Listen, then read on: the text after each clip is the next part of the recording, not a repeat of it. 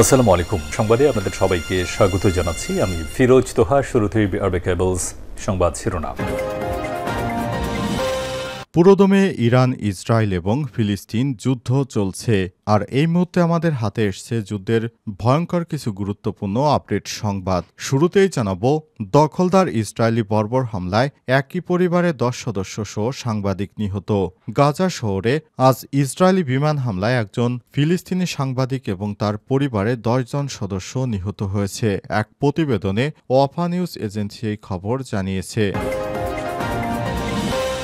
এরপর জানাবো, যুক্তরাষ্ট্রকে হুমকি এবং ব্ল্যাকমেইল বন্ধ করতে বলল চীন। চলমান বাণিজ্য যুদ্ধ অবসানে আলোচনায় বসতে হলে চীনকে প্রথমে পদক্ষেপ নিতে হবে বলে মার্কিন প্রেসিডেন্ট ডোনাল্ড ট্রাম্প যে বক্তব্য দিয়েছেন তার কড়া প্রতিক্রিয়া জানিয়েছে বেইজিং।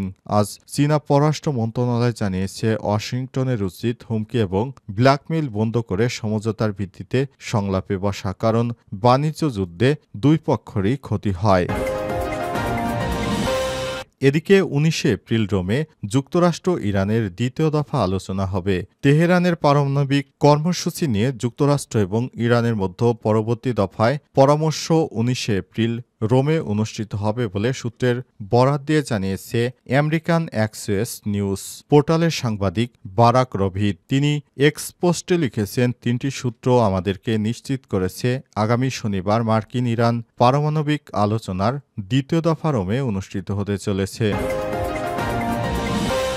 এদিকে ভারতের সুপ্রিম কোর্টের প্রশ্ন, হিন্দু বোর্ডে মুসলিম নেই, ওয়াকফ বোর্ডে হিন্দু কেন? ভারতে বিতর্কিত সংশোধনী আইন নিয়ে কেন্দ্রীয় সরকারের কাছে কঠিন কিছু প্রশ্ন ছুড়ে দিয়েছে ভারতের সুপ্রিম কোর্ট। আজ ভারতের সুপ্রিম কোর্ট এই আইনের বিরুদ্ধে 73টি পিটিশন শুনানি হয়েছে। প্রধান বিচারপতি সঞ্জীব খান্নার নেতৃত্বে বিচারপতি Sanjay Kumar, KB Viswanath bench waqf by user এবং কেন্দ্রীয় ওয়াকফ কাউন্সিলে অমুসলিম সদস্য নিয়োগের বিষয়ে সরকারের জবাব চেয়েছে। এবং সর্বশেষ জানাবো, উত্তেজিত হলে হারবেন, শান্ত থাকলে জিতবেন, ইমাম মুয়াজ্জিনদের বললেন মমতা। সম্প্রতি ভারতে পাশ হওয়া সংশোধিত ওয়াকফ আইন পশ্চিমবঙ্গে কার্যকর হবে না এবং তা আরও একবার জানালেন রাজ্যটির মুখ্যমন্ত্রী মমতা বন্দ্যোপাধ্যায়। আজ কলকাতার নেতাজি ইনডোর স্টেডিয়ামে ইমাম মুয়াজ্জিনদের সম্মানে গিয়ে মুসলিমদের শান্ত থাকার আহ্বান জানিয়েছেন মমতা বন্দ্যোপাধ্যায়। তিনি বলেছেন, আপনারা আমার উপর ভরসা রাখুন, আমাদের রাজ্যে এই ধরনের কোনো বিতর্কিত আইন পাশ হবে না। প্রিয় দর্শক, এতক্ষণ শুনছিলেন সংবাদ শিরোনাম, এবারে বিস্তারিত। তবে তার আগে বন্ধুরা, অনুরোধ থাকবে সংবাদটিতে একটি লাইক দিন। এই চ্যানেলে আপনি নতুন হয়ে থাকলে আমাদের সংবাদটি দেখতে দেখতে চ্যানেলটি সাবস্ক্রাইব করে রাখুন। কমেন্ট করে বন্ধুরা আপনার মূল্যবান মতামত জানিয়ে দিন আপনি বিশ্বের কোন দেশ থেকে বা বাংলাদেশের কোন স্থান থেকে আমাদের সংবাদটি দেখছেন এবং শুনছেন। আর বন্ধুরা, গাজা যুদ্ধে আপনি যদি নিরীহ ফিলিস্তিনিদের ভালোবেসে থাকেন, কমেন্টে ইয়েস লিখে বিশ্ববাসীকে জানিয়ে দিন। এই সংবাদটি আপনার সোশ্যাল মিডিয়া ফেসবুকে বন্ধুদের মাঝেও শেয়ার করে দিন। এবারে বিস্তারিত। ইসরায়েলি বর্বর হামলায় একই পরিবারের 10 সদস্য সহ সাংবাদিক নিহত। গাজা শহরে আজ ইসরায়েলি বিমান হামলায় একজন ফিলিস্তিনি সাংবাদিক এবং তার পরিবারের 10 জন সদস্য নিহত হয়েছে। এক প্রতিবেদনে ওয়াফা নিউজ এজেন্সি এই খবর জানিয়েছে। স্থানীয় সূত্র বরাতে প্রতিবেদনে জানানো হয়, ইসরায়েলি যুদ্ধবিমান গাজা শহরের পূর্বে আল তুফা এলাকার সাংবাদিক ফাতিমা হাসনের বাড়িতে বোমা হামলা চালিয়েছে। এর ফলে তিনি এবং তার পরিবারের 10 সদস্য নিহত হয়েছে, যাদের মধ্যে নারী এবং শিশুও রয়েছে।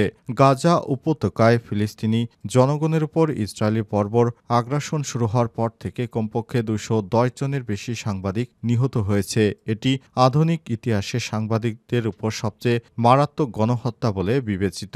অপর এক প্রতিবেদনে ওয়াফা নিউজ এজেন্সি খবরে বলা হয়েছে, অধিকৃত পশ্চিম তীরের রামাল্লার কাছে বেত সিরা গ্রামে সাংবাদিক ইব্রাহিম আবু সাপিয়ের বাড়িতে অভিযান চালিয়ে তাকে গ্রেপ্তার করেছে। ভোর থেকে 19 জন নিহত। চিকিৎসা সূত্রর বরাতে লাইভ প্রতিবেদনে আল জাজিরা জানিয়েছে, আজ ভোর থেকে ইসরায়েলি হামলায় কমপক্ষে 19 জন নিহত হয়েছে। আল জাজিরার সংবাদদাতারা জানান, গাজা শহরের তুফা এলাকায় আল সাপের একটি বাড়িতে ইসরায়েলি বোমা হামলায় 3 জন নিহত এবং অনেকেই আহত হয়েছে। এই বিষয়টি নিশ্চিত করেছে গাজার স্বাস্থ্য মন্ত্রণালয় এবং আল জাজিরা ও বিবিসি সহ একাধিক গণমাধ্যম। যুক্তরাষ্ট্রকে হুমকি এবং ব্ল্যাকমেইল বন্ধ করতে বলল চীন। চলমান বাণিজ্য যুদ্ধ অবসানের আলোচনায় বসতে হলে চীনকেই প্রথমে পদক্ষেপ নিতে হবে বলে মার্কিন প্রেসিডেন্ট ডোনাল্ড ট্রাম্প যে মন্তব্য করেছেন তার কড়া প্রতিক্রিয়া জানিয়েছে বেইজিং। আজ চীনা পররাষ্ট্র মন্ত্রণালয় জানিয়েছে ওয়াশিংটনের উচিত হুমকি এবং ব্ল্যাকমেইল বন্ধ করে সমঝোতার ভিত্তিতে সংলাপে বসা। মন্ত্রণালয়ের মুখপাত্র লিন জিয়ান বলেছেন, যুক্তরাষ্ট্র যদি সত্যি সংলাপ এবং আলোচনার মাধ্যমে সমস্যা সমাধান করতে চায় তাহলে তাকে অবশ্যই চাপ প্রয়োগ ও হুমকি ব্ল্যাকমেইল বন্ধ করতে হবে এবং সমতা, পারস্পরিক সম্মান ও পারস্পরিক স্বার্থের ভিত্তিতে চীনের সঙ্গে কথা বলতে হবে। তিনি আরও বলেন, চীনের অবস্থান সুস্পষ্ট। শুল্কযুদ্ধ বা বাণিজ্য যুদ্ধ কোনো পক্ষই জেতে না। চীন যুদ্ধ চায় না, কিন্তু ভয়ও পায় না। চলতি বছর ট্রাম্প চীনা পণ্যের উপর ১৪৫% শুল্ক থেকে বাড়িয়ে ২৪৫% করেছে, যা আগে থেকে আরোপিত শুল্কের উপর চাপিয়ে দেওয়া হয়েছে। শুরুতে মেন্টালি সরবরাহ চেইনে চীনের কথিত ভূমিকার অভিযোগ তুলে তিনি ২০% শুল্ক বসান। এরপর অন্যায্য বাণিজ্য নীতির অভিযোগে আরও ১২৫% শুল্ক আরোপ করেছে। হোয়াইট হাউস আজ বলেছে, এই বিরোধ নিষ্পত্তির জন্য প্রথম পদক্ষেপ নেয়ার দায়িত্ব চীনের। প্রেস সেক্রেটারি ক্যারোলাইন লেভিটের পাঠ করা ট্রাম্পের এক বিবৃতিতে বলা হয়েছে, গোটা বিষয় এখন চীনের হাতে। চীন আমাদের সঙ্গে চুক্তি করতে বাধ্য, আমরা চীনের সঙ্গে চুক্তি করতে বাধ্য নই। সুতরাং কোনো ধরনের যদি সমস্যায় পড়ে থাকে চীনই আমাদের কাছে আসতে হবে বলেও জানিয়েছেন যুক্তরাষ্ট্রের ওই প্রতিবেদনে। ১৯ এপ্রিল রোমে যুক্তরাষ্ট্র ইরানের দ্বিতীয় দফায় আলোচনা হবে। রিপোর্ট, তেহরানের পারমাণবিক কর্মসূচি নিয়ে যুক্তরাষ্ট্র এবং ইরানের মধ্যে পরবর্তী দফায় পরামর্শ ১৯ এপ্রিল ইতালির রোমে অনুষ্ঠিত হবে বলে সূত্রর বরাত দিয়ে জানিয়েছে আমেরিকার অ্যাক্সিওস নিউজ পোর্টালের সাংবাদিক বারাক রভিদ। তিনি এক্স পোস্টে লিখেছেন, ৩টি সূত্র আমাদের জানিয়েছে আগামী শনিবার মার্কিন ইরান ও পারমাণবিক আলোচনার দ্বিতীয় দফা রোমে অনুষ্ঠিত হতে যাচ্ছে। অ্যাক্সিওসের মতে ইরান নীতি নিয়ে মার্কিন প্রেসিডেন্ট ডোনাল্ড ট্রাম্পের প্রশাসন দ্বিধা বিভক্তিতে। কিছু কর্মকর্তা শান্তিভিত্তিক সমাধানের পক্ষে, যার প্রতিনিধিত্ব করছেন ভাইস প্রেসিডেন্ট জেডি ভ্যান্স, ট্রাম্পের বিশেষ দূত স্টিভ উইটকফ এবং পেন্টাগনের প্রধান পিট হেগসেথ। তারা বিশ্বাস করেন এই চুক্তির জন্য ওয়াশিংটনের সম্ভাব্য ছাড়সহ একটি কূটনৈতিক সমাধান প্রয়োজন। এর আগে মস্কোতে দুই দেশের মধ্যে পারমাণবিক চুক্তি নিয়ে আলোচনা হয়। সেখানে যুক্তরাষ্ট্র আলোচনার পর তারা জানিয়েছে যে ইরানকে কোনোভাবেই পারমাণবিক বোমা তৈরি করতে দেওয়া হবে না।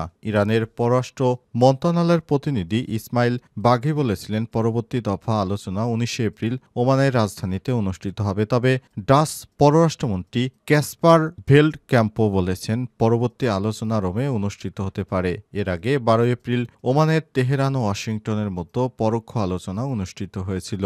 অ্যাক্সিওসের মধ্যে ইরানের নীতি নিয়ে মার্কিন প্রেসিডেন্ট ডোনাল্ড ট্রাম্পের প্রশাসন দ্বিধা বিভক্তি। কিছু কর্মকর্তা শান্তিভিত্তিতে সমাধানের পক্ষে, যার প্রতিনিধিত্ব করছেন ভাইস প্রেসিডেন্ট জেডি ভ্যান্স, ট্রাম্পের বিশেষ দূত স্টিভেন উইটকফ এবং পেন্টাগনের প্রধান পিটার হেগসেথ। অন্যদিকে অন্য গ্রুপে রয়েছে ইরানের পররাষ্ট্রমন্ত্রী। এছাড়াও রয়েছে আরও বেশ কয়েকজন ঊর্ধ্বতন কর্মকর্তারা। হিন্দু বোর্ডে মুসলিম নেই, ওয়াকফ বোর্ডে হিন্দু কেন? প্রশ্ন ভারতের সুপ্রিম কোর্টের।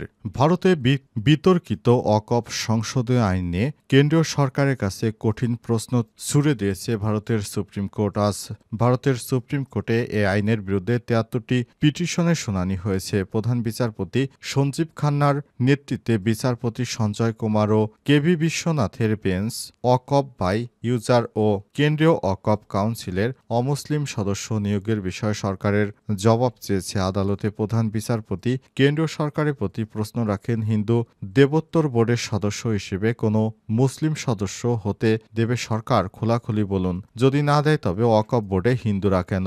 হিন্দুরা হিন্দুদের জায়গায় থাকবে, মুসলিমরা তাদের জায়গায়। তিনি আরও বলেছেন, এই আইন দিয়ে দেশের বিভিন্ন স্থানে সহিংসতা হচ্ছে, যা খুবই উদ্বেগজনক। ওয়াকফ বাই ইউজার এমন একটি অবস্থা যেখানে দীর্ঘদিন ধরে ধর্মীয় বা দানের কাজ কাজে ব্যবহৃত সম্পত্তি ওয়াকফ হিসেবে গণ্য করা হয়। এসব সম্পত্তির কাগজপত্র না থাকলে ওয়াকফ বাই ইউজার আইনে মুসলমানদের বলে গণ্য করা হয়। তবে নতুন আইনে বলা হয়েছে বিরোধপূর্ণ বা সরকারি জমি অর্থাৎ কাগজপত্র আছে এমন জমিতে এটি প্রযোজ্য হবে না। পিটিশন আবেদনকারীদের পক্ষে কপিল সিবাল নামে এক আইনজীবী বলেছেন, ওয়াকফ ইসলামের গুরুত্বপূর্ণ অংশ। কয়েক হাজার বছর আগে ওয়াকফ তৈরি হলেও এখন কাগজপত্র চাওয়া হচ্ছে, এটি বড় সমস্যা। সংবিধানের ২৬ নম্বর ধারা লঙ্ঘন করেছে নরেন্দ্র মোদী।